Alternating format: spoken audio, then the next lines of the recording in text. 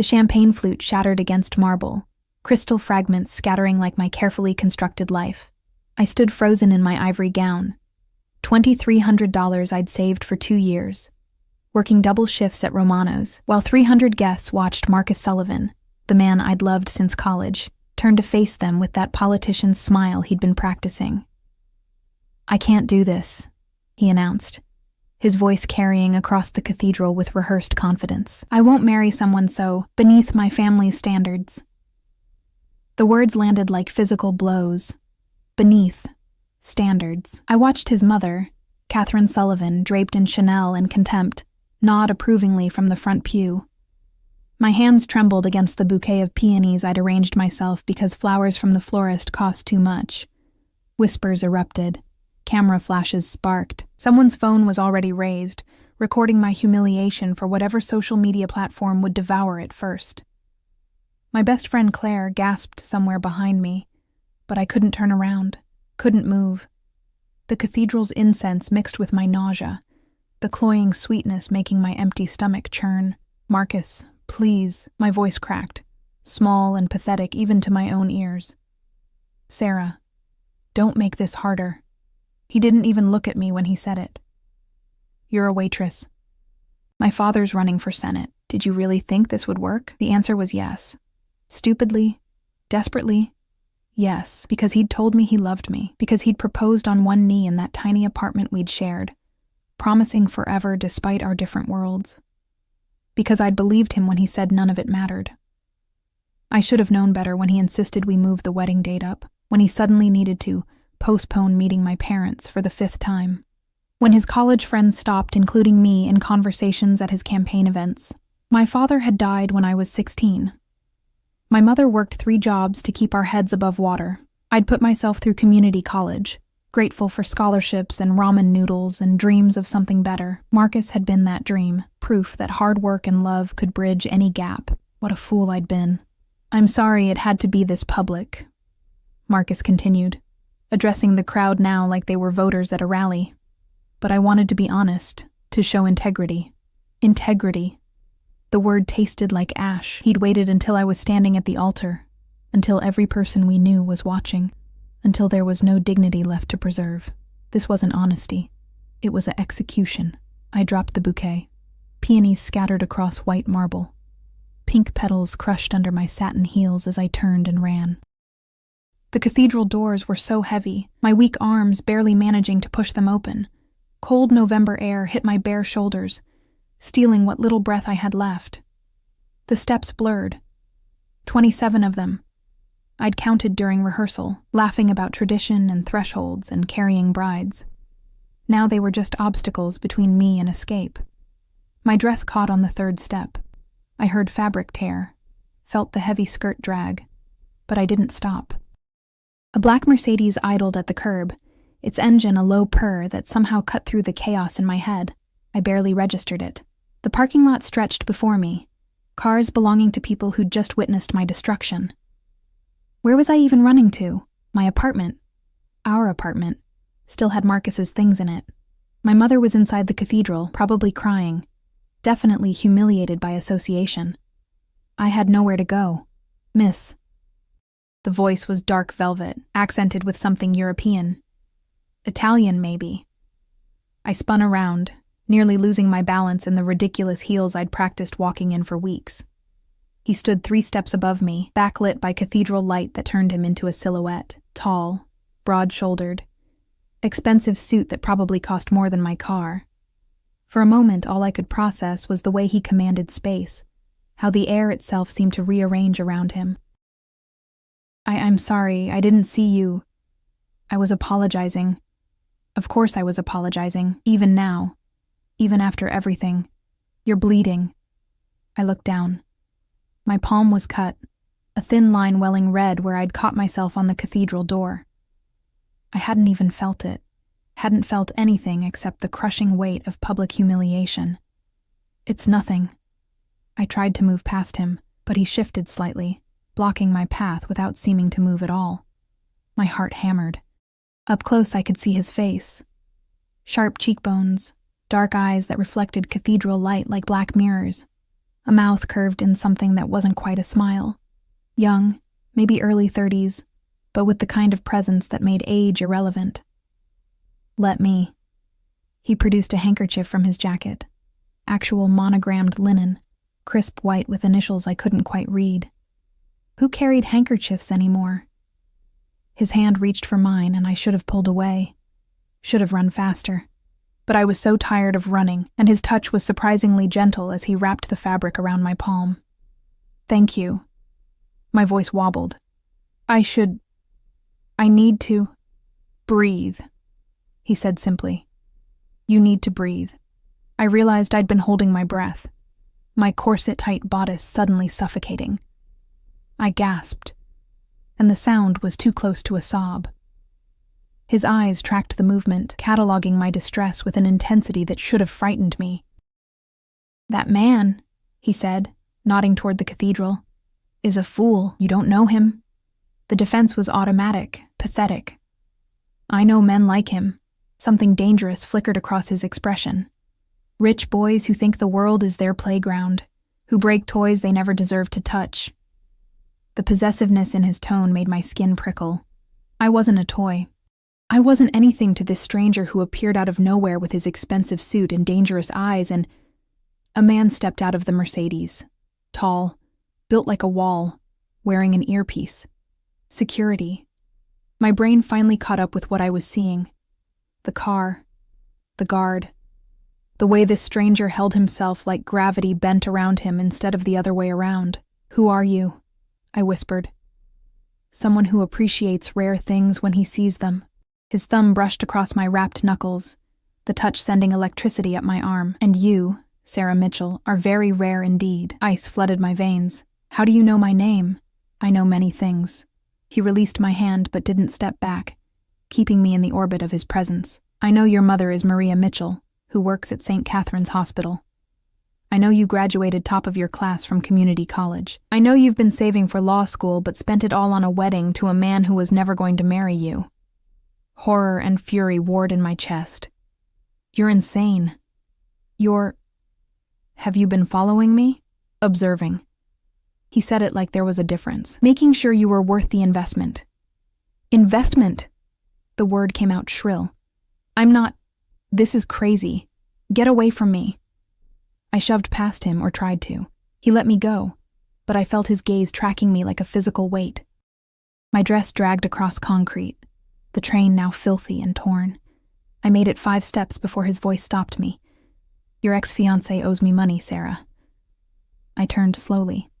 "What?" "Marcus Sullivan, or rather his father owes me, $2 million to be precise." His smile was sharp enough to cut. "Borrowed for the Senate campaign, due 3 weeks ago. They're avoiding my calls. This couldn't be real. This was shock, or a breakdown, or something. That has nothing to do with me. Doesn't it?" He descended the steps with predatory grace, each movement deliberate.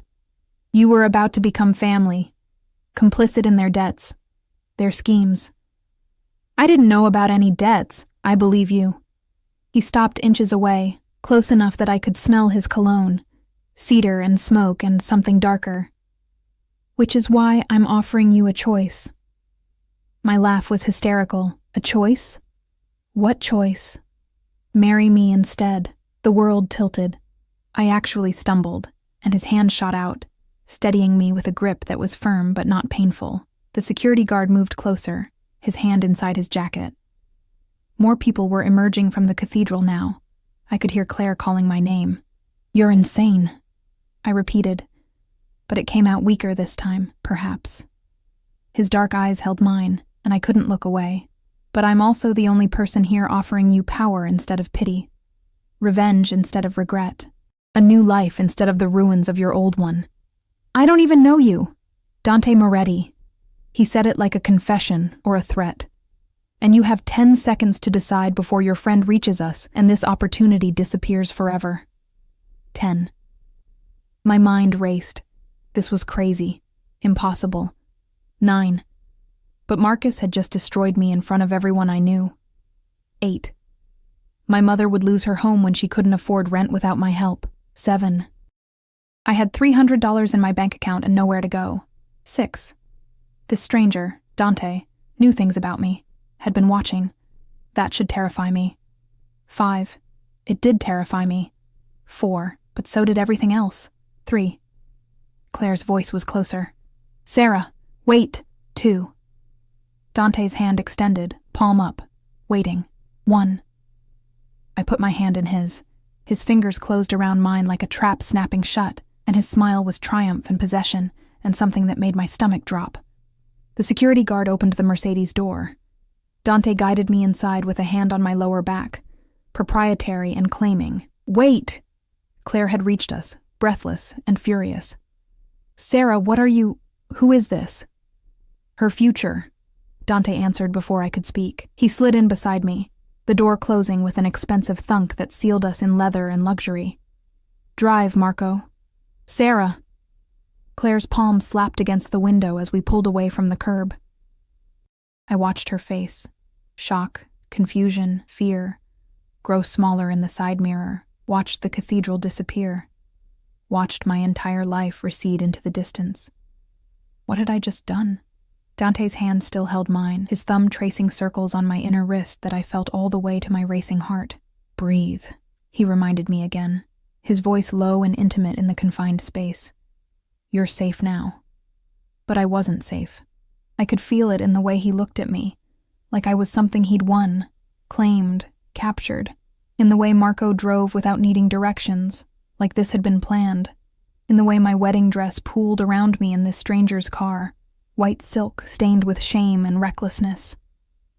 I'd escaped one nightmare and walked straight into another. Dante leaned back against leather seats, still holding my hand, still watching me with those dark, endless eyes. Welcome to your new life, Sarah, he murmured.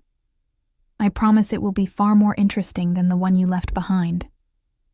The city blurred past the tinted windows, and I realized with cold certainty that I'd just made a deal with someone very dangerous. I just didn't know how dangerous yet. The Mercedes glided through streets I didn't recognize, leaving behind the familiar neighborhoods of my ordinary life. I should have demanded he stop, should have screamed or fought or done something other than sit frozen in expensive leather while my wedding dress created a barrier of ruined silk between us. Where are we going? My voice sounded hollow, distant. Somewhere private. Dante hadn't released my hand. His grip was loose enough that I could pull away if I wanted to, but we both knew I wouldn't. Where would I go? Back to that cathedral. We have arrangements to discuss. Arrangements.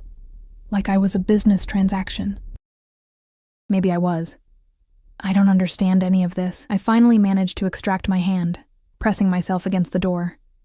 The handkerchief around my palm had a small bloom of red seeping through. You can't seriously expect me to... What? Actually marry you? This is insane. Is it? He shifted, angling his body toward me but maintaining distance. Calculated. Everything about him was calculated. More insane than marrying a man who humiliated you for sport? Who used you to seem relatable to working-class voters before discarding you when you'd served your purpose? The words hit like hammers. How do you know that? I told you.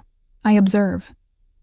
His dark eyes tracked my face, cataloging every micro-expression. Marcus Sullivan's father needed him married before announcing his Senate run.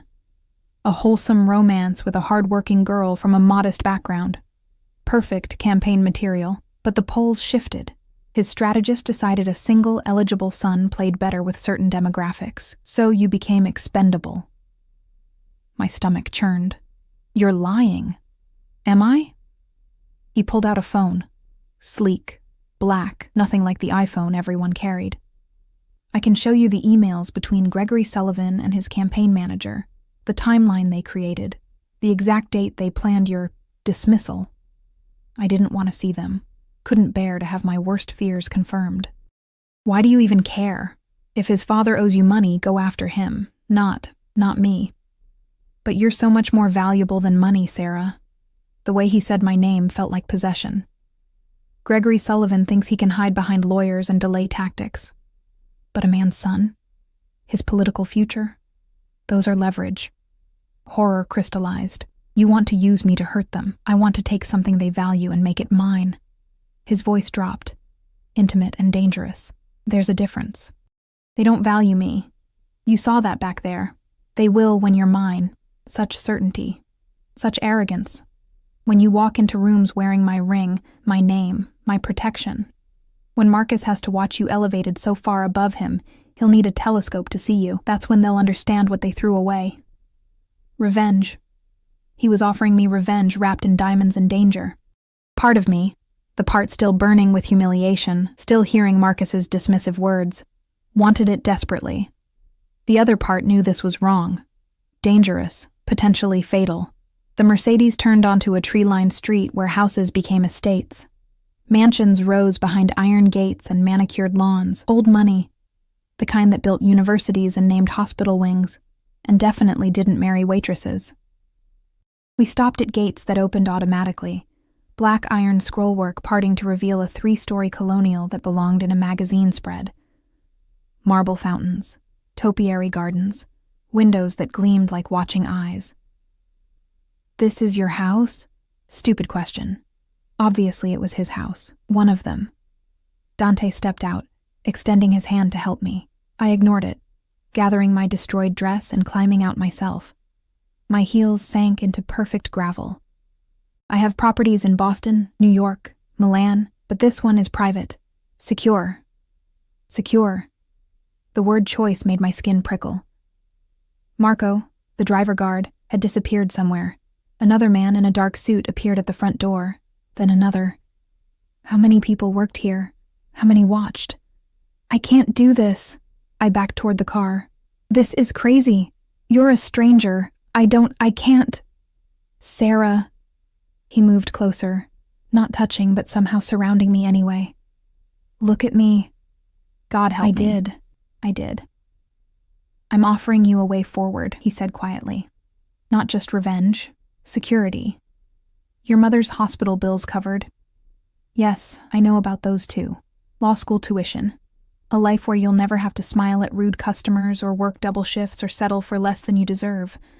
All I'm asking in return is your name on a marriage certificate and your presence at my side when required." "Why?" The question burst out. "Why me? You could have anyone." "Why would you want—" "Because you're perfect." His hand lifted slowly, giving me time to retreat. When I didn't, his fingers brushed my cheek, tucking back a strand of hair that had escaped my elaborate updo. Beautiful enough to make Marcus bleed with regret.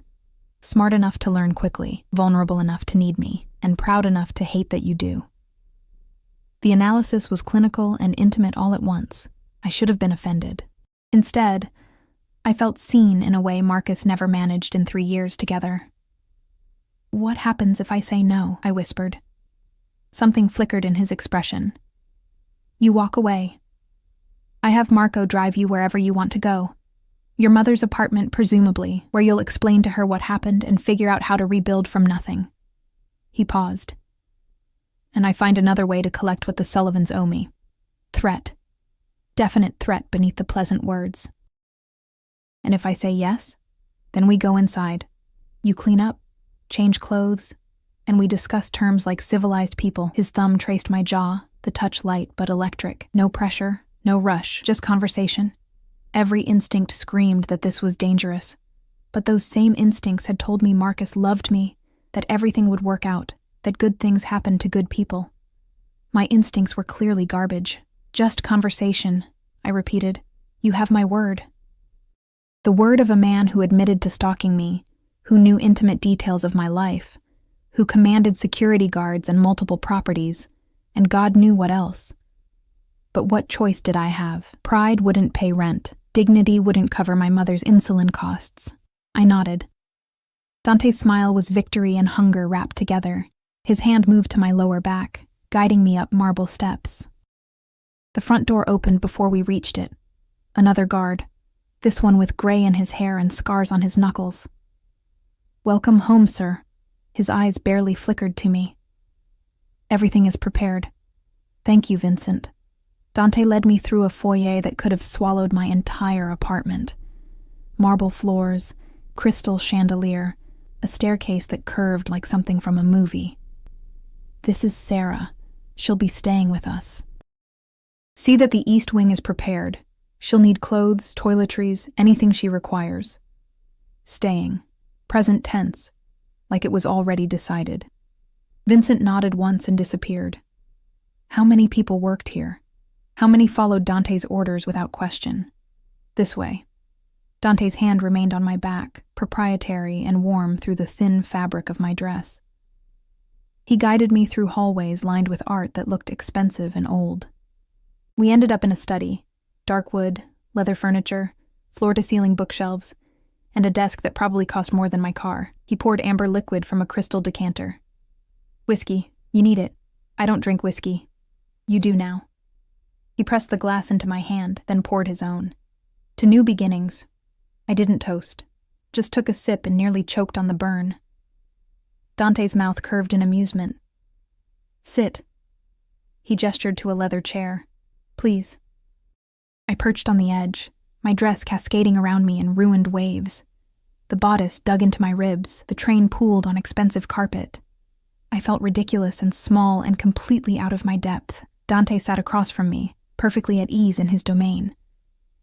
Let's discuss terms. Terms, I echoed numbly. The marriage will be real in every legal sense. Ceremony, certificate, binding contract. You'll take my name, live in my house, appear at my side when required. He sipped his whiskey, watching me over the rim. In exchange, all your debts are cleared.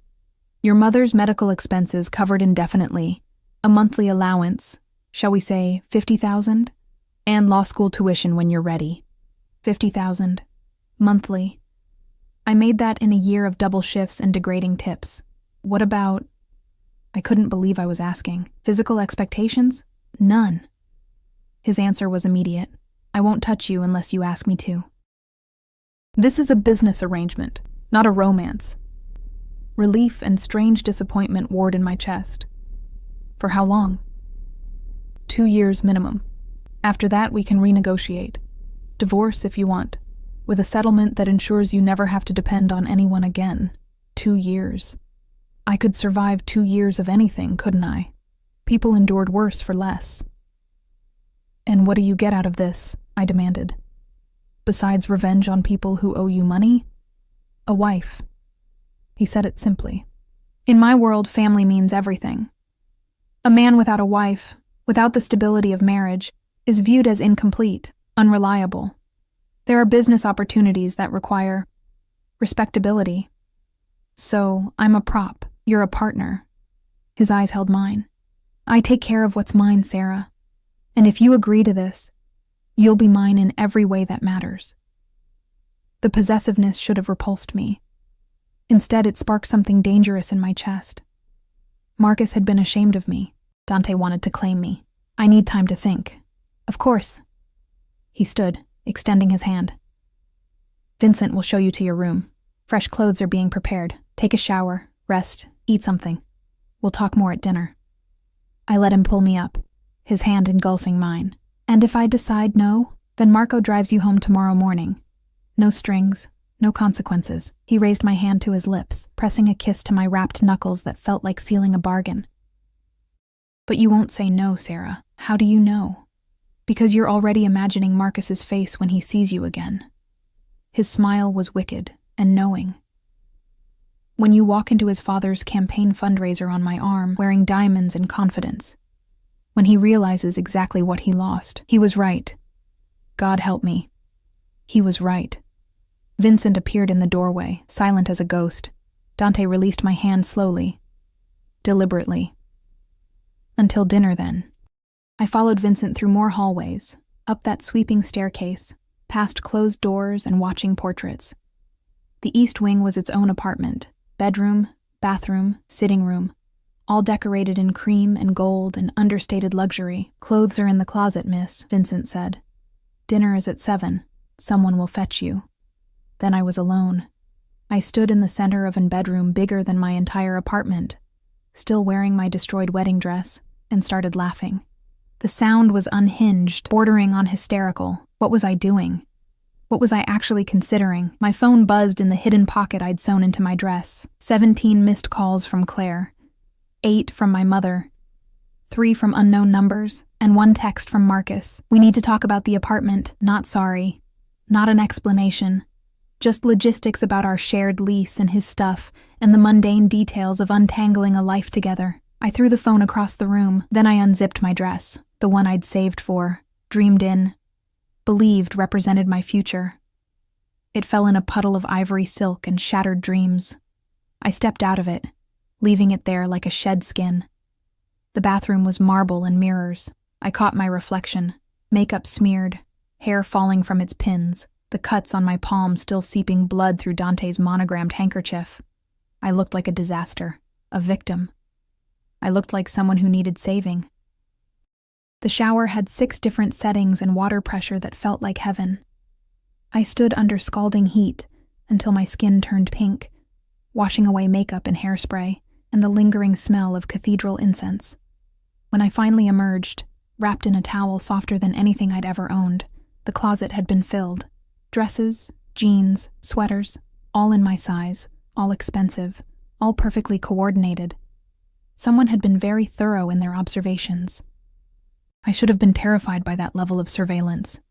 Instead, I felt something darker, something that whispered, "If he's been watching this long, he must really want you." God, I was broken. Marcus had broken something fundamental in me if I found stalking flattering.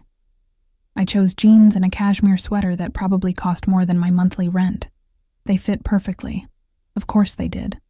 7 o'clock arrived too quickly. A knock at my door revealed another guard, younger, built like he crushed cars for fun. "Miss Mitchell, dinner is ready." I followed him down, back through the mansion to a dining room that could have seated 20. Dante sat at the head of a table set for 2, still in his suit, but with his jacket removed, sleeves rolled to reveal forearms corded with muscle and... Were those scars? Sarah. He stood as I entered, perfect manners from a dangerous man. "You look beautiful." "I look like I'm wearing someone else's clothes." "You're wearing your clothes. Everything in that closet is yours now." He pulled out a chair. "Hungry?" I was starving. Hadn't eaten since yesterday, too nervous about fitting into my dress. The irony wasn't lost on me. Dinner was Italian. Pasta with truffle oil, salad with balsamic older than me, bread that melted on the tongue. We ate in tense silence, Dante watching me like I might disappear if he looked away. "Have you decided?" he asked finally. I set down my fork, met those dark, dangerous eyes. Thought about Marcus's text, about my mother's insulin costs, about law school dreams gathering dust, about revenge and safety and the intoxicating idea of being wanted instead of tolerated. "I have conditions," I heard myself say. Dante's smile was pure satisfaction. "Name them." "My mother never knows the truth. She thinks this is, I don't know, love at first sight. Romance. Something Agreed. Normal. I finished my degree. Law school, like you said. That's non-negotiable. Of course. And... I took a breath. "If you ever lie to me, the deal is off. I've had enough of lies." Something shifted in his expression. Respect, maybe. "I'll never lie to you, Sarah. I might not tell you everything, but what I do say will be truth." It wasn't exactly a promise of honesty, but it was more than Marcus had ever offered. "Then yes," I said, sealing my fate. "I'll marry you." Dante was around the table before I could blink, pulling me to my feet, his hands framing my face with a gentleness that contradicted everything else about him. "You won't regret this." "I already regret it," I whispered. "Good." His thumb traced my lower lip, the touch electric. "Regret means you're thinking, and thinking will keep you safe." Safe from what? But he didn't answer. Just pressed a kiss to my forehead, chaste, claiming, and stepped back. "We marry in 3 days," he said. "That gives you time to prepare, to say goodbye to your old life properly." 3 days. 72 hours until I became Mrs. Dante Moretti. What had I done? The next morning arrived with weak sunlight filtering through curtains I hadn't closed, and a knock that jolted me awake in sheets I didn't recognize. For one blissful second, I forgot everything. Then reality crashed back, the cathedral, Marcus's betrayal, Dante's dark eyes and dangerous proposal, my acceptance. "Miss Mitchell?" A woman's voice, accented and polite. May I come in? I pulled the covers to my chin like they could protect me from my choices. Yes? She entered carrying a tray, coffee, pastries, fruit arranged like art. Mid-50s, elegant in a simple black dress, silver hair pulled into a neat bun. Good morning. I'm Elena, Mr. Moretti's housekeeper. He asked me to bring you breakfast and help you prepare for the day. Prepare for what? I sat up, accepting the coffee because I desperately needed something to ground me. The attorney arrives at 10 to discuss the prenuptial agreement, then the wedding planner at noon. Mr. Moretti thought you might want company for the appointments, so I'm at your disposal. She said it matter-of-factly, like this was normal. Like women agreed to marry strangers and planned weddings in 3 days all the time. Prenuptial agreement, of course. I was marrying a man who had multiple properties and enough money to lend millions. He'd want protection. Where is Dante? His name felt strange on my tongue. Intimate. He had business in the city. He'll return this evening. Elena moved through the room with practiced efficiency, opening curtains, laying out clothes I hadn't chosen. He left instructions that you're free to explore the house and grounds, but please don't leave the property without Marco. Prison. Gilded and beautiful, but still a cage. What if I want to see my mother? The question came out sharper than intended. Elena's expression softened. Then Marco will drive you. Mr. Moretti only asks that you don't go alone. For safety. Safety from what? She didn't answer, just smiled professionally and gestured to the breakfast tray. Eat, please. You'll need your strength for today. The attorney arrived precisely at 10. A woman in her 60s with sharp eyes and sharper suits. Margaret Chen, senior partner at some law firm I'd never heard of, but that probably charged more per hour than I made in a week. We sat in Dante's study, documents spread across that enormous desk. Elena had stayed, a quiet presence in the corner that somehow made everything less terrifying. This is very straightforward, Miss Mitchell, Margaret said, sliding papers toward me. In the event of divorce, you receive a settlement based on length of marriage. 1 year minimum nets you $2 million. Each additional year adds another $1 million. After 5 years, the settlement jumps to $10 million regardless. I stared at numbers that didn't feel real. That's insane.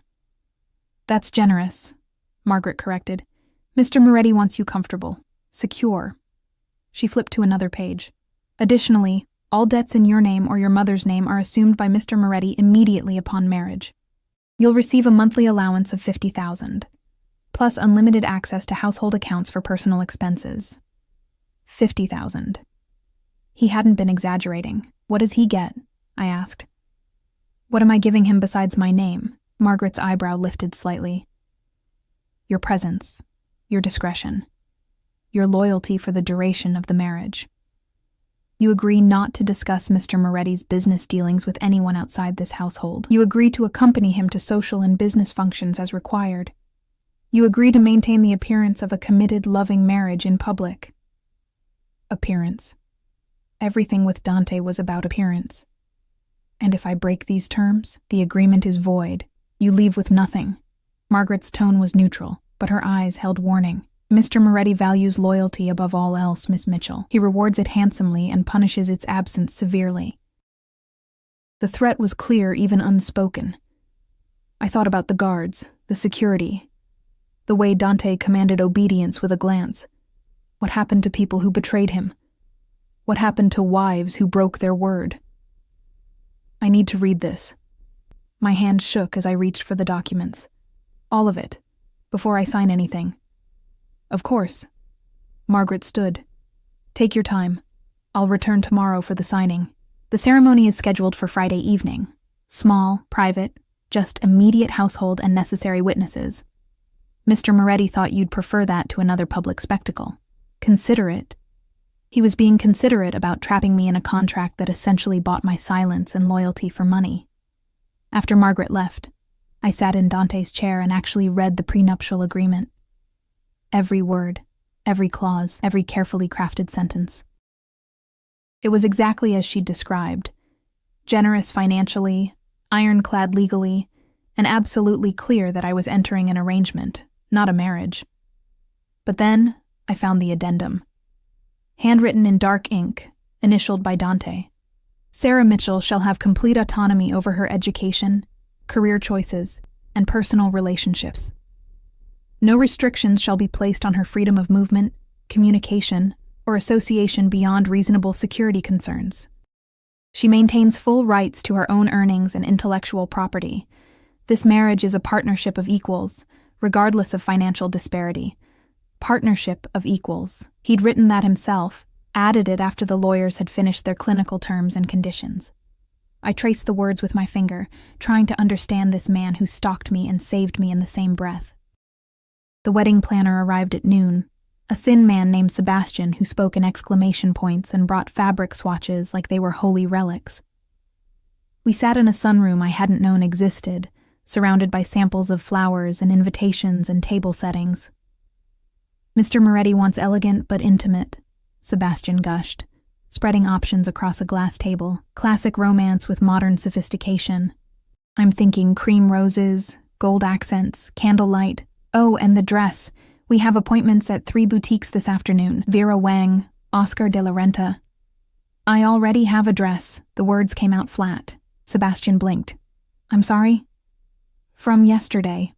My wedding dress. It's upstairs. Elena, who'd been silently present through all of this, shook her head gently. Miss Sarah, that dress is damaged, and it carries bad memories. You should start fresh. Start fresh. Erase yesterday's humiliation with new silk and lace. Pretend the cathedral disaster never happened. I can't afford. Mr. Moretti's account, Sebastian interrupted smoothly. Budget is unlimited. He wants you to have exactly what you want, what I wanted. Did anyone actually care what I wanted? Or just what would look best on Dante's arm? Fine. I was too tired to fight, but nothing too elaborate. Simple. Classic. Sebastian's smile suggested he heard simple as a challenge rather than instruction. The boutique appointments blurred together, fitting rooms and mirrors and saleswomen who fawned over Mr. Moretti's fiancée like I was royalty. I tried on dresses that cost more than my car, each one more beautiful and more suffocating than the last. Then I saw it. A-line, off-shoulder, silk crepe that draped like water. No beading, no embellishments, just clean lines and elegant simplicity. The kind of dress that whispered instead of shouted. That one, I said. Sebastian frowned. It's lovely, but perhaps something with more. That one. I met his eyes in the mirror. Please. He recognized the steel beneath my exhaustion. As you wish. We'll need alterations, of course, but we can have it ready by Friday. 3 days away. 3 days until I married a man whose last name I'd learned yesterday. We returned to the mansion as sunset painted the sky orange and purple. Elena had dinner waiting. More Italian food, this time osso buco that melted off the bone. I ate alone in that cavernous dining room, my phone silent beside my plate. I'd finally checked my messages earlier. 43 from Claire, ranging from worried to furious. 21 from my mother, all some variation of what happened. Marcus had sent 3 more texts about the apartment. Still not apologizing, still treating our relationship's destruction like a minor inconvenience. I'd responded to none of them. What could I say? Sorry, Mom. I'm marrying a possibly dangerous stranger for revenge and money? Hey, Claire, remember how I ran away from the cathedral? Yeah, that worked out weird. At 7, I heard the front door open. Voices in the foyer. Dante's low rumble, Vincent's clipped responses. My heart rate picked up traitorously. I shouldn't be excited to see him. Shouldn't feel anything except fear and resentment. But when he appeared in the dining room doorway, still in his suit, dark hair slightly mussed, I felt something complicated unfurl in my chest. Sarah. His eyes tracked over me, cataloging, assessing. How was your day? Exhausting. I set down my fork. I signed my life away to lawyers and wedding planners. You haven't signed anything yet. He moved closer, loosening his tie. Margaret said you wanted to read everything first. Smart. You added an addendum about autonomy. He paused. You read that far? I read all of it. I turned in my chair to face him. Partnership of equals. You wrote that. I meant it. He pulled out the chair beside me, not across the table, but right next to me, close enough that I could smell cedar and smoke. This arrangement works only if you have agency. If you choose to stay, not because you're trapped, but because it benefits you. Very altruistic for someone who admitted to stalking me. His mouth curved. I never claimed altruism, I claimed honesty. He reached over, snagging a piece of bread from my plate. Did you find a dress? Yes. Will you show me? Absolutely not. That's bad luck. We're already courting bad luck, Kara. I don't think a glimpse of fabric will make it worse. Kara. The endearment rolled off his tongue, like he'd been using it for years, not hours. Tell me about your business, I said abruptly. The legal parts. Dante leaned back, studying me. Real estate development, import-export. Investments. I have holdings across 3 continents. And the illegal parts? Silence stretched between us, charged and dangerous. Finally he smiled, sharp, appreciative. What makes you think there are illegal parts? Men who lend $2 million to politicians don't usually have guards with guns and handwritten addendums about discretion. I met his gaze steadily. You told me you wouldn't lie, so don't. Something flickered in his expression. Respect, desire, danger. My family has complicated business interests, he said carefully. Some legitimate, some in gray areas. I manage the legitimate side while my uncle handles the rest. But it's all connected. You can't separate the two completely. Your family. I mean exactly what you're thinking. His hand covered mine on the table, warm and possessive. And I mean that you'll never be touched by that side of things. You'll be protected, insulated. A wife, not a participant. Mafia. He was telling me he was Mafia without saying the word, and I'd agreed to marry him. Sarah. His thumb stroked across my knuckles. You can still walk away. Tomorrow morning, Marco drives you wherever you want. No consequences, no debts. I'll even clear your mother's hospital bills as a gift. Why would you do that? Because I want you to choose this. His dark eyes held mine. I want you to stand beside me on Friday, knowing exactly what you're agreeing to, knowing who I am, what I am. A criminal. A businessman who operates outside conventional morality. He said it without shame, but a man who keeps his word absolutely, who protects what's his with everything he has, who would burn down the world before letting harm touch his wife. Wife. The word hung between us, heavy with implication. Marcus never protected me, I whispered. He threw me to the wolves. I'm not Marcus. Dante's hand tightened on mine, and those wolves answer to me. The possessiveness should have frightened me. Instead, it sparked something dark and needy in my chest. I'd spent 3 years making myself smaller, quieter, more acceptable to Marcus and his family. Dante wanted to make me dangerous. I chose already, I told him. I'm not walking away. His smile was victory and hunger. Then we should discuss something important, more important than confessing you're in the Mafia. Much more. He stood, pulling me up with him. Come with me. He led me through the mansion to a wing I hadn't explored, past more guards who nodded respectfully. We stopped at a door he unlocked with his fingerprint. Biometric security in a house that already had armed guards. Inside was an office that made his study look modest. Wall-to-wall technology, multiple monitors, filing cabinets that probably required special clearance, and on the desk, a folder with my name on it. What is this? My voice came out smaller than intended. Everything. Dante opened it, revealing photographs, documents, records. Marcus Sullivan, Gregory Sullivan, Catherine Sullivan, their debts, their schemes, their secrets. I stared at pictures of Marcus with women who weren't me, dated weeks before our wedding, Gregory accepting money from questionable sources, Catherine's shopping addiction, and the creditors circling. The Sullivans are drowning, Dante said quietly. Gregory's campaign is funded by borrowed money and favors he can't repay. Marcus was supposed to marry for money. There's a senator's daughter in Connecticut who could have saved them, but he met you and convinced himself he could have both love and duty. Until his father made him choose. Until the polls showed a single son had better demographics. Dante's hand settled on my lower back. They used you, Sarah. Wasted 2 years of your life on a lie. Rage bubbled up, hot and acidic. Why are you showing me this? Because on Friday you become a Moretti. And Morettis don't forgive debts or insults. His eyes met mine in the reflection of the dark monitors. I'm offering you more than marriage, Kara. I'm offering you revenge. How? His smile was wicked. Gregory's campaign fundraiser is in 2 weeks. 500 guests, all of Boston's elite. He's expecting you to be there in disgrace. Proof that he was right to force Marcus to end things. He turned me to face him. Instead, you'll walk in as my wife, wearing my diamonds, carrying my name, and we'll watch his entire political career crumble. How will that? Because I'll call in his debts publicly, expose his funding sources, ruin him the way he tried to ruin you. Dante's hands framed my face, gentle despite the violence in his words. All you have to do is stand beside me and look happy. Can you do that? Could I? Could I walk into a room full of people who'd witnessed my humiliation and pretend to be blissfully in love with a man I barely knew? I thought about Marcus's face when he dismissed me. Catherine's satisfied smirk, the camera phones capturing my tears for viral entertainment. Yes, I breathed. I can do that.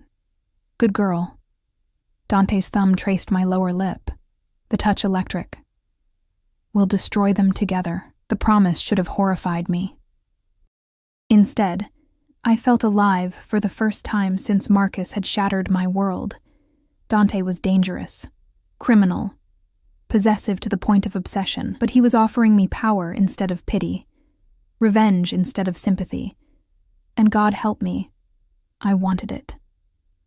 Friday arrived wrapped in autumn fog and the suffocating weight of finality. I woke at dawn, unable to sleep, my wedding dress hanging like a ghost in the corner of my room. The second wedding dress in a week. The universe had a cruel sense of humor. Elena knocked softly at 6, entering with coffee and something that looked like determination. Your mother called the house line. She's concerned. Concerned. Understatement of the century. I'd finally called her 2 days ago, spinning a story about meeting Dante at a charity event months ago, about secret dates and hidden romance, about love at first sight that couldn't wait. She'd been skeptical, hurt that I'd kept secrets, but ultimately relieved I wasn't drowning in the aftermath of Marcus's betrayal alone. I hadn't told her the truth, couldn't. The lie tasted like ash, but it was kinder than reality. Is she coming? I asked. Mr. Moretti sent a car for her at 8. She'll arrive by 9. Elena set down the coffee, her expression softer than usual. He also asked me to give you this. A small box, black velvet, unmistakably expensive. Inside, a ring that stole my breath, emerald-cut diamond, at least 3 carats, surrounded by smaller stones that caught morning light and threw rainbows across the walls. The band was platinum, delicate, beautiful. The note beneath it was in Dante's handwriting. You deserve beauty that doesn't come with shame. My throat tightened. This was wrong. All of this was wrong. The dress, the ring, the marriage built on revenge and contracts instead of love. But Marcus had proven love was just another lie people told themselves. At least with Dante, I knew exactly where I stood. At least he'd never pretended to be something he wasn't. The morning blurred into preparation. Hair styled in soft waves instead of the elaborate updo I'd planned with Marcus. Makeup natural, understated. I looked like myself, just polished. The dress fit perfectly after alterations. Silk crepe skimming my body like water. Off-shoulder sleeves elegant and simple. I looked beautiful. I looked like a bride. I looked like a liar. My mother arrived precisely at 9, escorted by Marco into the sunroom where I waited. She froze in the doorway, one hand flying to her mouth. Sarah. Tears filled her eyes. Oh, baby, you're beautiful. I crossed to her, letting her pull me into a hug that smelled like lavender and home. Hi, Mom. I still can't believe this is happening. She pulled back, studying my face like she could find the truth beneath the foundation. You're really sure? You barely know this man. I know enough. The lie came easier now, practiced. He's good to me. He makes me feel safe, powerful, wanted. He makes me feel like I matter. You've always mattered. Her hand cupped my cheek. Marcus was a fool. I'm glad you found someone who sees that. Guilt twisted in my stomach. She thought this was romance, rescue, fate. She had no idea I'd sold myself for security and revenge. Mrs. Mitchell. Dante's voice from the doorway made us both turn. He'd appeared silently, dressed in a black suit that probably cost more than our rent, looking like sin wrapped in Italian wool. Thank you for coming. My mother straightened, evaluating him with maternal suspicion. Mr. Moretti, you're moving very fast with my daughter. When you know, you know. His eyes found mine across the room, dark and unreadable. I hope you'll forgive the urgency. I've waited long enough for something real. The words were perfect, romantic, exactly what a mother wanted to hear. And coming from Dante, they sounded almost sincere. Well, Mom's suspicion softened slightly. You certainly seem capable of taking care of her. I'll protect her with my life. This time the words carried weight beyond performance. A promise or a threat, I couldn't tell which. The ceremony was scheduled for 11 in the mansion's garden, a space I'd barely seen, now transformed with cream roses and gold ribbons, and enough candlelight to make everything feel like a dream. Or a very expensive hallucination. 20 people attended. Elena, Vincent, Marco, other household staff whose names I'd learned over 3 days. Margaret Chen as witness. A priest who didn't ask questions. And my mother, sitting in the front row, crying quietly into tissues. No one from my old life. No Claire, no co-workers, no friends who'd watched Marcus destroy me. This wedding was sealed off from that world entirely, like it existed in a separate dimension. Maybe it did.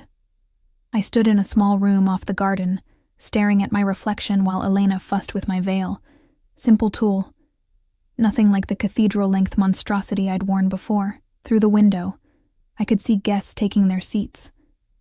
Could see Dante standing at the altar, talking quietly with the priest. You can still run, I told my reflection. Out the back, through the gardens, down the driveway, Mr. Moretti would find you. Elena's voice was matter-of-fact. He always finds what belongs to him. I don't belong to anyone. She met my eyes in the mirror, something almost pitying in her expression. You will after today. Music started. String quartet, Pachelbel's canon, traditional and safe. Elena handed me a bouquet of cream roses and stepped back. It's time, Miss Sarah. I walked through French doors into autumn sunlight, my heels clicking on stone pathways. Every eye turned to me, but I only saw one pair, dark, intense, tracking my approach like a predator watching prey. Dante stood perfectly still as I moved toward him, his expression unreadable, except for something hungry flickering in his gaze. When I reached the altar, he extended his hand. I took it, feeling his fingers close around mine like a trap snapping shut. You're shaking, he murmured, too low for anyone else to hear. Terrified, I admitted. Good. Fear keeps you sharp. His thumb stroked my palm. You look exquisite, Kara. The priest began speaking, words about love and commitment and forever. I barely heard them, too focused on Dante's hand holding mine. The way he watched me like I was the only person in existence, this man who'd stalked me and saved me and trapped me in 3 days of whirlwind decisions. Do you, Dante Alessandro Moretti, take this woman to be your lawfully wedded wife? I do. No hesitation, absolute certainty. And do you, Sarah Elizabeth Mitchell, take this man to be your lawfully wedded husband? The moment stretched. I could feel my mother holding her breath. Could sense Elena and Vincent and all the guards watching. Could see something dangerous flash across Dante's face. Not anger, but intensity that bordered on desperation. He wanted this. Needed it for reasons that had nothing to do with revenge. I do. His smile was victory and possession and relief, all tangled together. The priest pronounced us husband and wife, and Dante's hand cupped my face with shocking gentleness. May I? He asked, voice low. I nodded. He kissed me like he was claiming territory. Thorough, possessive, absolute. His mouth moved against mine with practiced skill, tongue teasing my lips until they parted. The kiss deepened, grew heated, and I forgot we had an audience. Forgot this was performance. Forgot everything except the taste of him and the way his hand fisted in my hair like he was afraid I'd disappear. Someone cleared their throat. We broke apart, and I was breathless, dizzy. "Mrs. Moretti," Dante said, testing my new name. "Welcome to your new life." The reception was intimate. Champagne and Italian pastries, music and conversation. My mother pulled me aside during the third glass of wine, her eyes wet with emotion. "He looks at you like you're his whole world," she whispered. "I've never seen anyone look at someone that way." I glanced at Dante across the garden. He was talking with Vincent, but his eyes tracked me constantly, possessive and vigilant. He's intense. Intense is better than indifferent. She squeezed my hand. "Marcus never looked at you like that, like he'd burn the world down if someone hurt you." Accurate. Disturbingly accurate. The party wound down by 3. My mother left with promises to visit soon. Still crying happy tears. The staff dispersed, and suddenly it was just Dante and me, standing in a garden full of dying roses and melting candles. "Well," I said into the silence, "we did it. We did." He moved closer, jacket abandoned somewhere, sleeves rolled up to reveal those scarred forearms. "How do you feel?" "Like I just signed away my soul." Souls are overrated. His hand found my waist, pulling me closer. "I prefer tangible things. Your name on legal documents, your ring on your finger, your body in my house. You said no physical expectations. I said I wouldn't touch you unless you asked." His other hand traced my spine, the touch burning through silk. "Have you changed your mind about that clause?" I should say no. Should establish boundaries, but his kiss at the altar had awakened something hungry and reckless, and I was so tired of being careful. "What if I have?"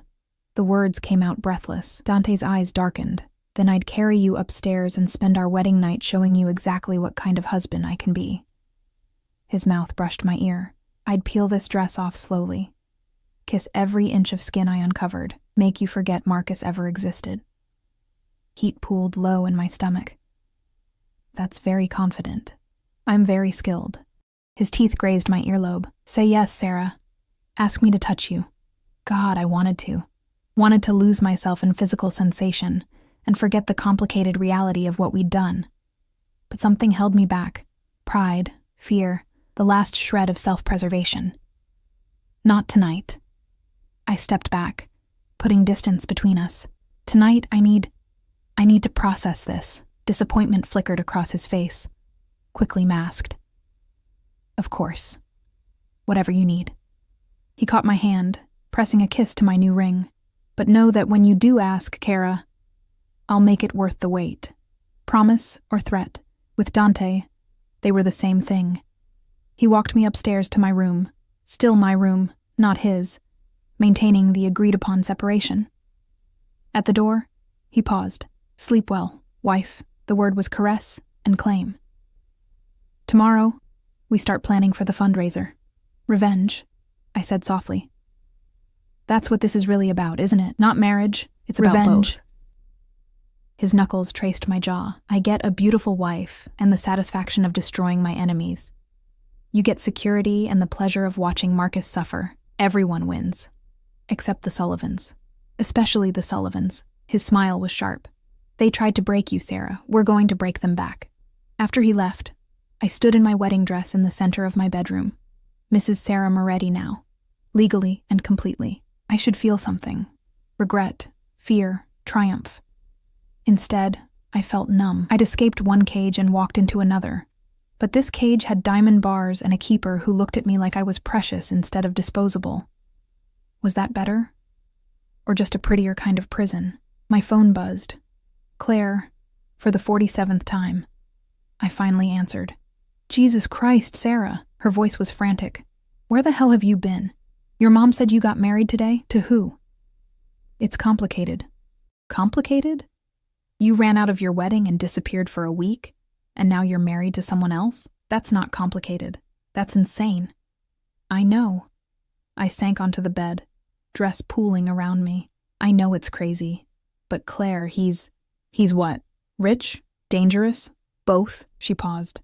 "Sarah, please tell me you know what you're doing." Did I? Did anyone really know what they were doing? Or were we all just making choices and hoping they didn't destroy us? He's giving me a chance to make Marcus pay, I said quietly. For all of it. The humiliation, the lies, the years I wasted. Dante's giving me power, and what's he getting? A wife. Respectability. Someone to stand beside him and look devoted.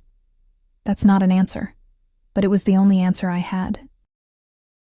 We talked for another hour, Claire extracting every detail I could safely share. I didn't mention the Mafia connections or the contracts, or the fact that my husband had been watching me long before we met. Some truths were too dangerous to speak aloud. When I finally hung up, exhaustion crashed over me. I struggled out of my wedding dress, hanging it beside the destroyed one from last week. 2 dresses, 2 marriages, 1 week. The symbolism was too heavy to examine. I fell into bed in just my slip, the ring heavy on my finger. Tomorrow I'd start planning revenge. Tomorrow I'd figure out how to be Mrs. Moretti. Tomorrow I'd face whatever consequences came from marrying a man who collected people like chess pieces. But tonight, I let myself imagine Marcus's face when he saw me again. When he realized what he'd thrown away. When he understood that I wasn't broken. I was dangerous. And I smiled in the darkness. Something cold and sharp unfurling in my chest. Dante had promised me revenge. I was going to take it. 2 weeks passed in a strange blur of luxury and lessons. Dante was gone most days, business he didn't elaborate on, meetings with men who had cold eyes and expensive watches. But evenings belonged to preparation. He taught me how to move through his world, how to hold a champagne flute like I'd been doing it all my life, how to smile politely while cutting someone down with carefully chosen words.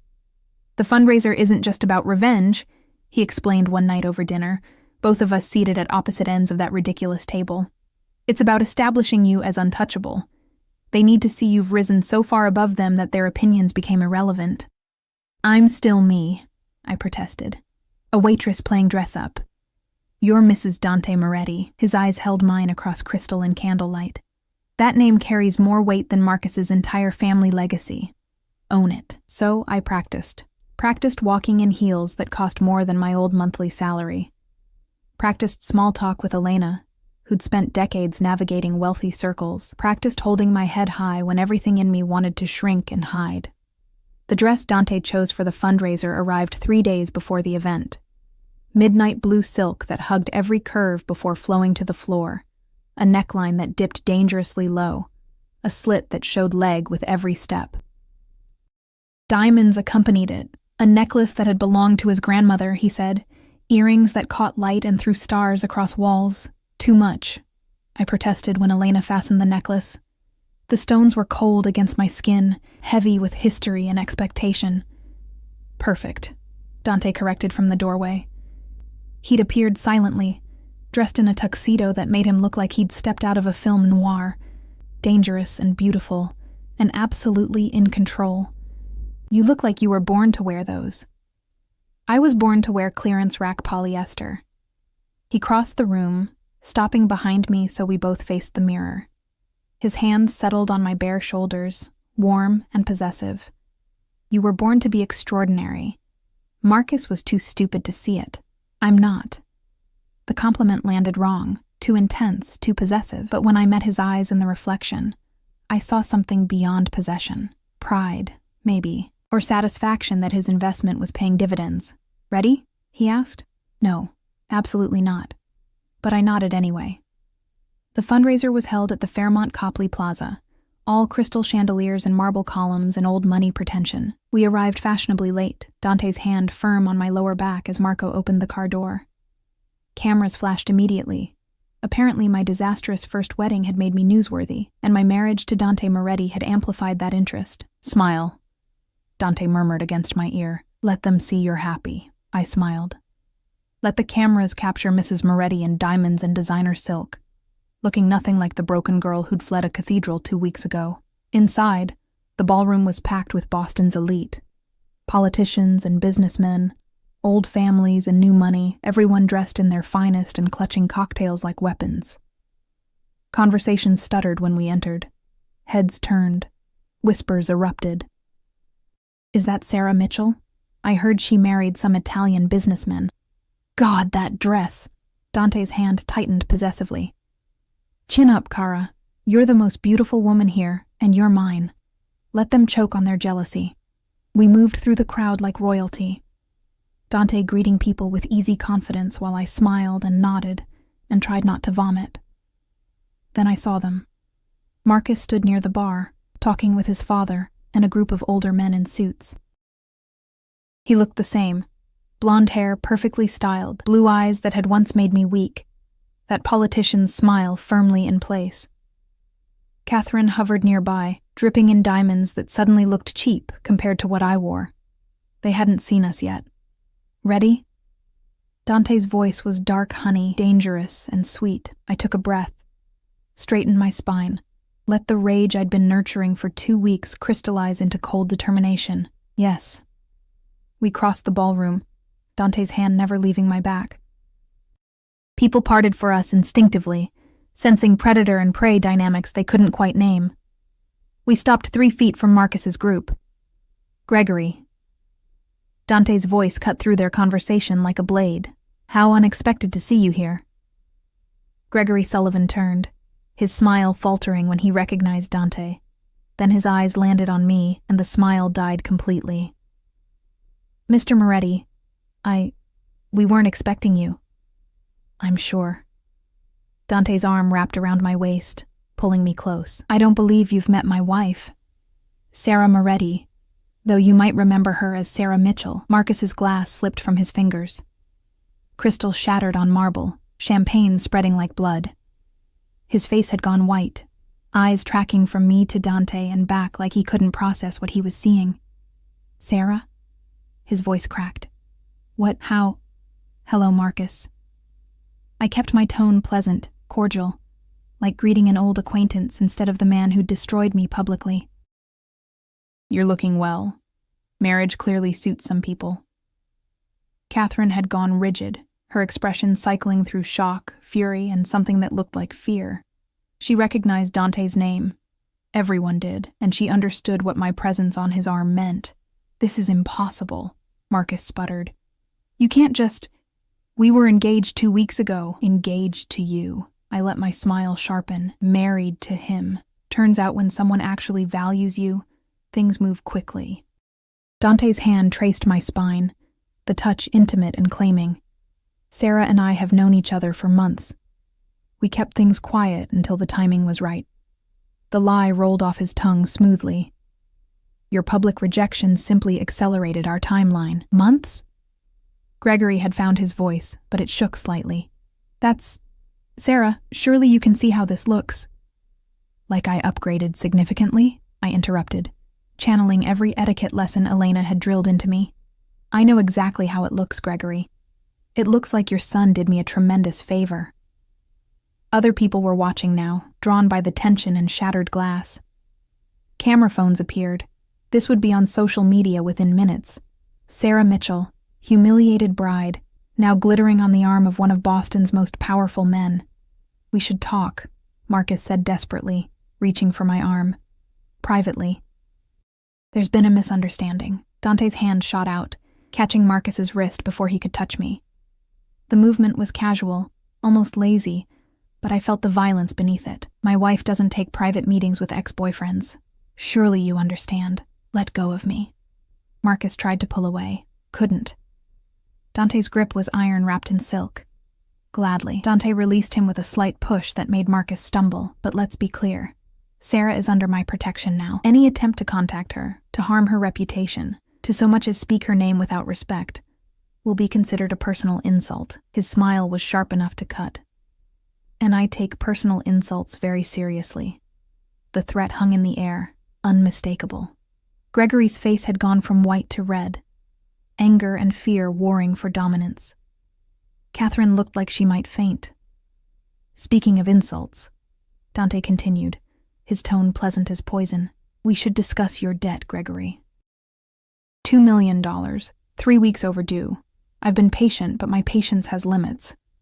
This isn't the place. Gregory glanced around at listening ears and watching eyes. We can discuss this privately? Why? Dante's voice carried. ensuring everyone nearby heard. You made your son's personal life public. Seems only fair your financial troubles receive the same treatment. You bastard, Marcus hissed. This is about her, isn't it? You're doing this because I left her. I'm doing this because you're a spoiled child who thinks actions don't have consequences. Dante's hand tightened on my waist. You humiliated my wife in a cathedral full of witnesses. You broke her heart for a polling advantage. Did you really think that would go unanswered? The ballroom had gone quiet. Everyone was watching now, this confrontation more entertaining than any political speeches. Sarah. Marcus's eyes found mine, desperate and pleading. Please, tell him this is crazy. We can fix this. I made a mistake. I know that now, but we can— No. The word came out strong, clear. We can't fix anything, Marcus. You made your choice when you left me at the altar. I've made mine. I stepped closer to Dante, letting his arm wrap around me, and I'm very happy with it. You don't love him, Marcus accused. You can't. You're doing this to hurt me. Not everything is about you. The words felt like freedom. Dante values me, protects me, treats me like I'm precious instead of convenient. Why would I want you when I have that? Dante's hand cupped my face, turning me toward him. His kiss was thorough, possessive, absolutely inappropriate for public consumption. But it made his point. I was his, completely and irrevocably. When we broke apart, Marcus looked shattered. Catherine was crying. Gregory's face was purple with rage and humiliation. The debt is due Monday, Dante said pleasantly, like he hadn't just kissed his wife breathless in front of Boston's elite. Full payment, or I call in all your outstanding obligations. Your campaign, your house, your reputation, all of it ends. You can't— Gregory started. I can. Dante's smile was winter cold. And I will. Unless you'd like to discuss alternative arrangements. His eyes flicked to Marcus. Perhaps your son could be more useful in other capacities. The implication was clear and chilling. Gregory grabbed Marcus's arm, already pulling him away. We'll handle this privately, Monday. Dante reminded them as they fled. Don't be late. The crowd erupted into whispers the moment the Sullivans disappeared. Dante guided me toward the balcony, away from curious eyes and gossip that would spread like wildfire. Outside, cool air hit my flushed skin. I gripped the balcony railing, my hands shaking with adrenaline, and something that felt dangerously close to triumph. That was— I couldn't find words. Necessary, Dante finished. He stood behind me, close enough that I felt his heat. They needed to understand you're untouchable now. That hurting you means facing me. You ruined them. The realization was sinking in.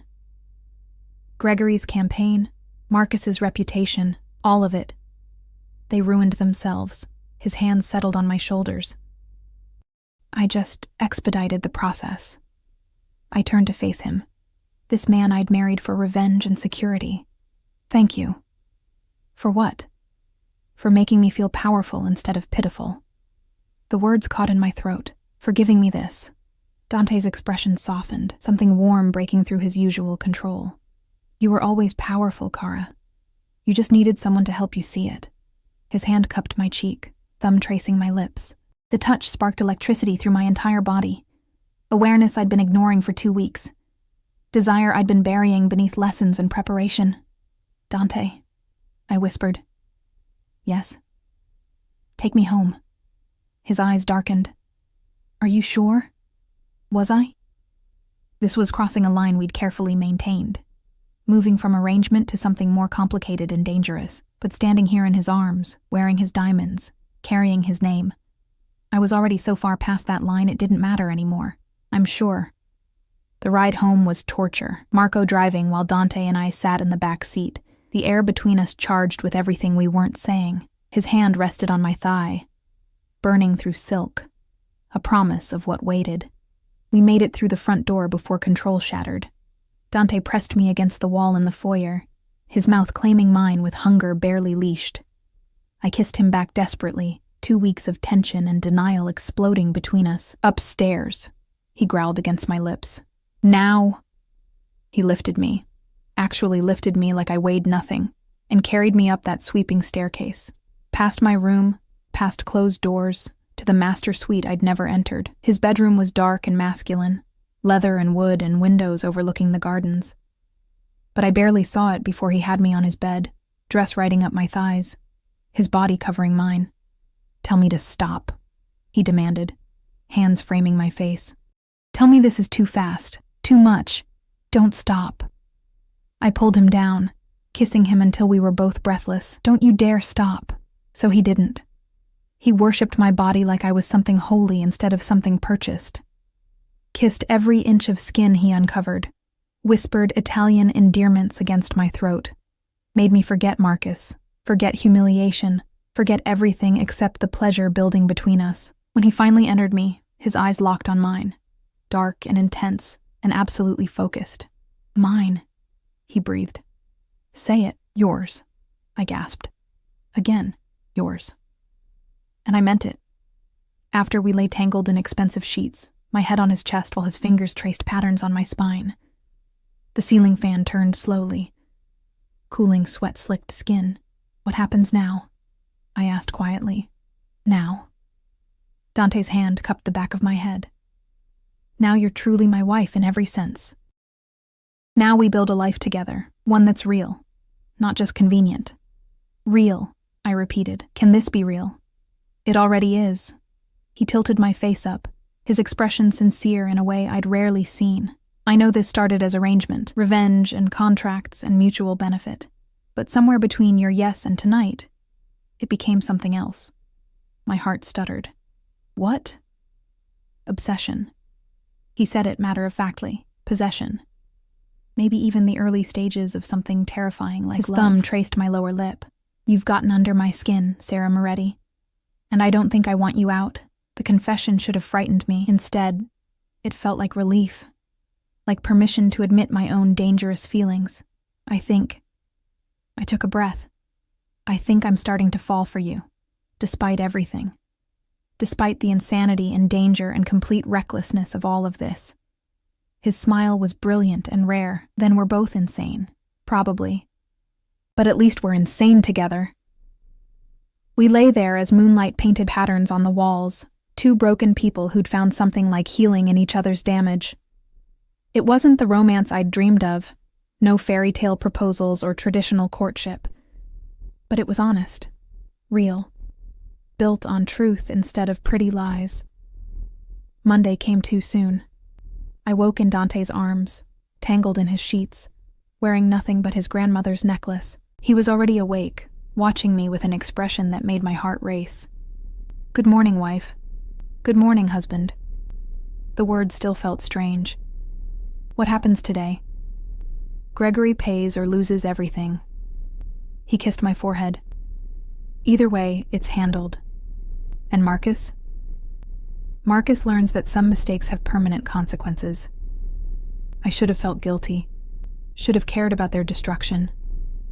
But lying in Dante's arms, safe and wanted and valued, I couldn't find any sympathy for the family that had tried to break me. My phone buzzed on the nightstand. A text from Claire. "Holy shit, you're everywhere. Call me." I opened social media to find myself viral. Pictures from the fundraiser, me in Dante's arms, wearing diamonds, looking radiant.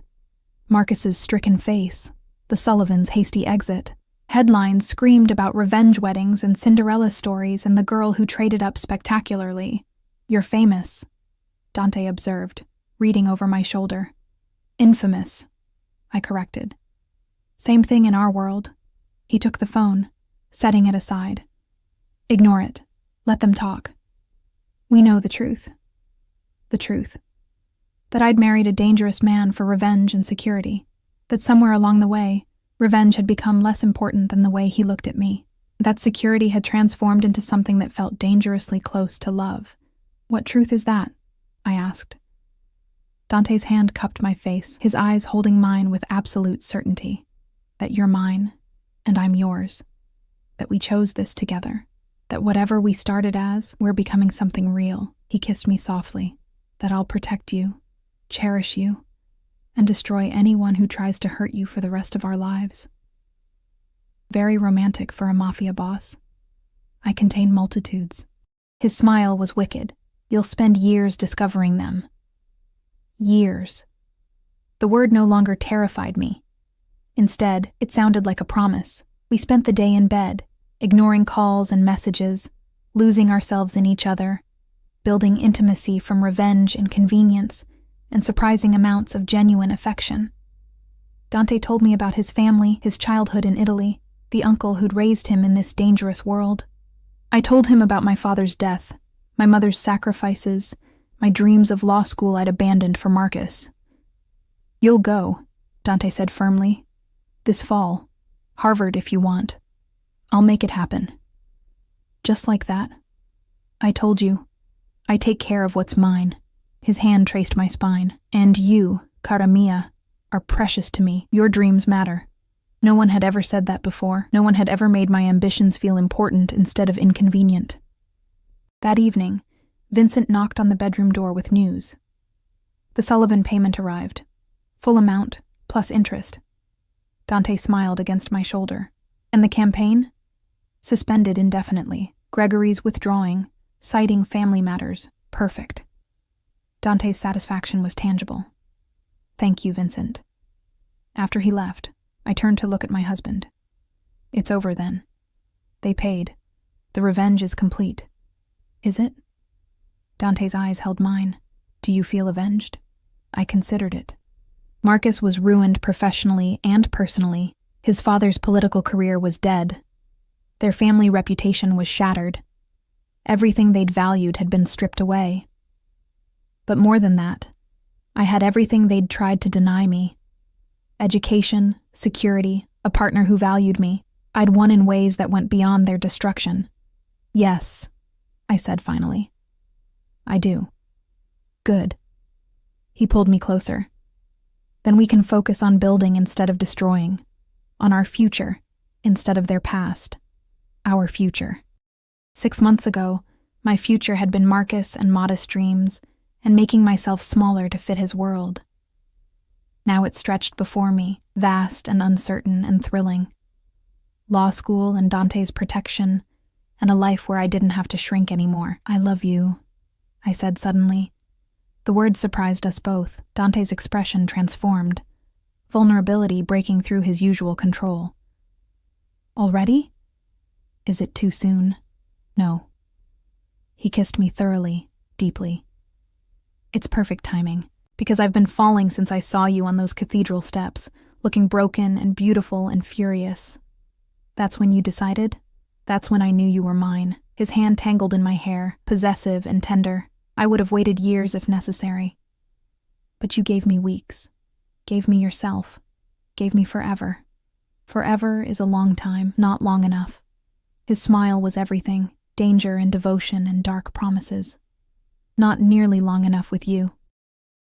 We kissed as moonlight filled the room, two damaged people who'd found unexpected healing in calculated revenge. Our story wasn't traditional or safe or anything resembling normal, but it was ours, built on honesty and hunger, and the understanding that sometimes the best futures grow from the ashes of destroyed pasts. Marcus had tried to break me. Instead, he'd freed me to become something stronger. Mrs. Sarah Moretti, wife, law student. Woman who'd traded humiliation for power and found love in the ruins. I wouldn't change a single moment, not even the pain, especially not the pain, because it had led me here, to Dante's arms, to my own strength, to a future that finally felt like mine. And that, I thought as my husband kissed me senseless, was the sweetest revenge of all.